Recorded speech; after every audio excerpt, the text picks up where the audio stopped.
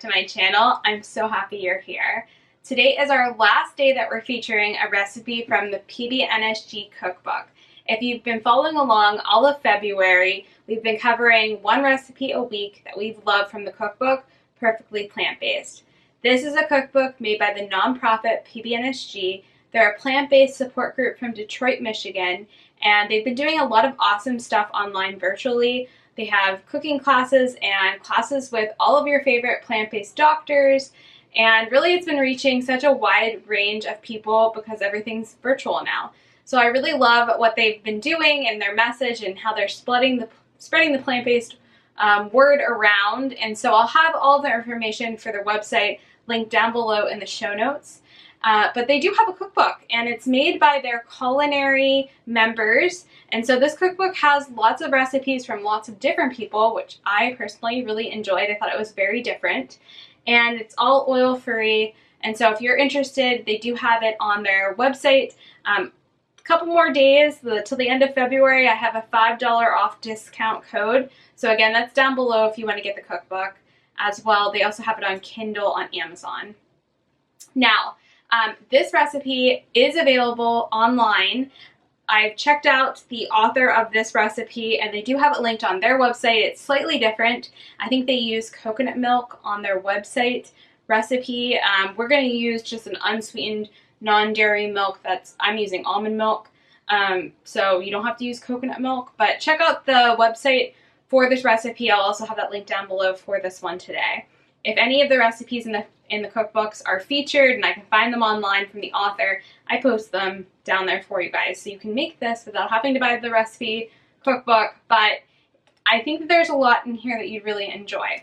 So if you're going to follow along, if you have the cookbook, it's on page 98. We are going to make the curried pumpkin lentil soup because today is fake nice in Pittsburgh. That's what I like to call it, when it looks super nice, but you go outside and it's still pretty cold. And we will be doing this fake nice days all the way up until May pretty much here in Pittsburgh, where it kind of tricks you. It sun's out, looks beautiful, but still reminds you it's winter. So I thought this would be great because it's, again, chilly here in Pittsburgh. I am still in the soup loving mode pretty much all the way up until May. And so this curry pumpkin lentil soup sounded amazing. I haven't really had pumpkin since October, so I got a can of pure pumpkin and I'm ready.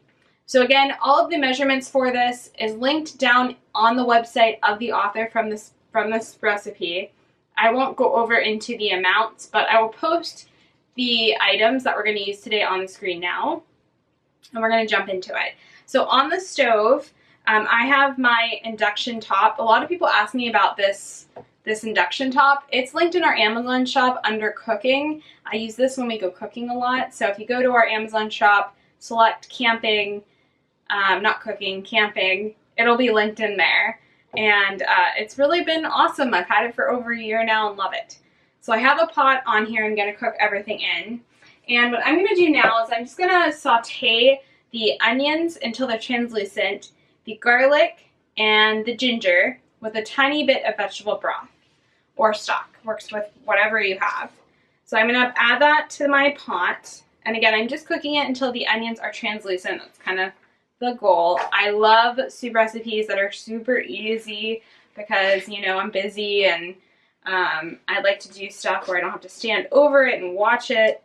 And so I bet this recipe would work in your Instant Pot as well. I've never made it in the Instant Pot, but I'm thinking that could be an even easier way of making it. So if you make it in your Instant Pot, let us know down below in the comments. I have a big amount of vegetable broth here for the entire soup, but I'm just going to take a little bit of it out. And I'm just using this measuring cup so that I don't make a mess. Just a little bit to cook my onions with. But I'm just taking that from the total amount from the recipe.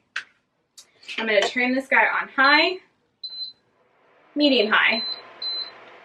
And I'm also going to add in our ginger. Give that a stir. And I'm just going to cook this until it's translucent. I'll see you guys when that stuff's done for the next one, but super easy recipe, right?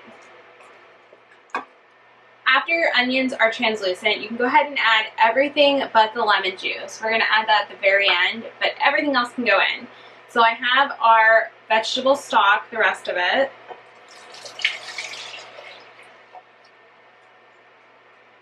I also have some non-dairy milk. I'm just using an unsweetened almond milk. Make sure it's unflavored.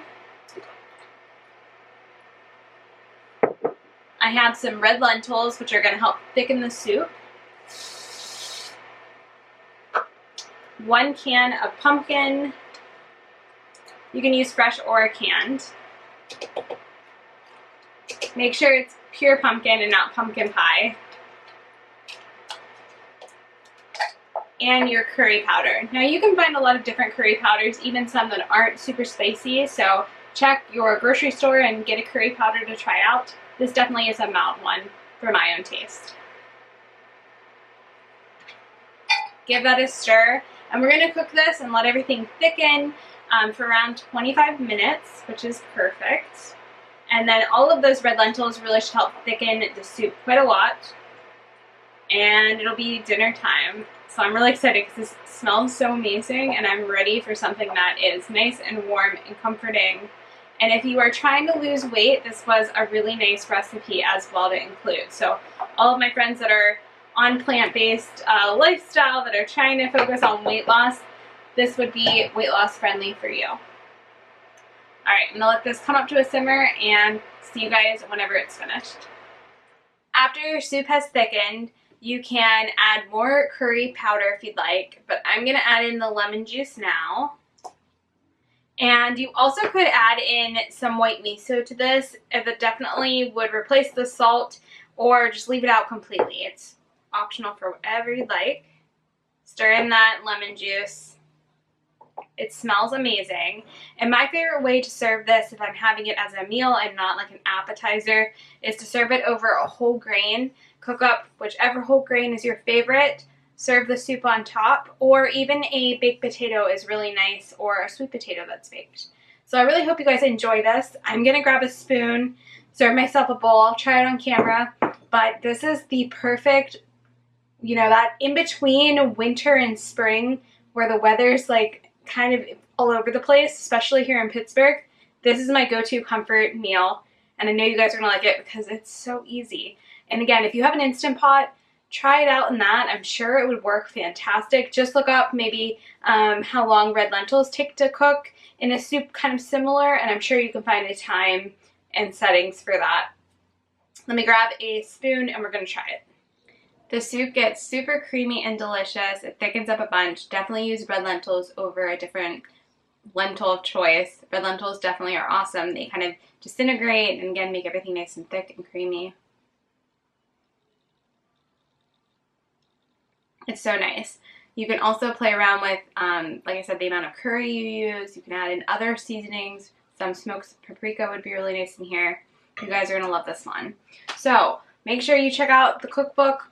If you haven't yet, it's on page 98 for this recipe that we made. I will also link it. Again, the author of this recipe has up a pretty similar version. The only thing different is I did not use any salt, and also I did not use coconut milk. I used just an almond, unsweetened, unflavored almond milk. So I hope you guys enjoyed this one. Give this video a thumbs up. Make sure you subscribe. I make whole food plant-based recipes every week, multiple times a week, and I can't wait to have you as part of our community, and we have a bunch of fun stuff down in the show notes. I will see you guys very soon for the next one. Thanks for watching. Bye.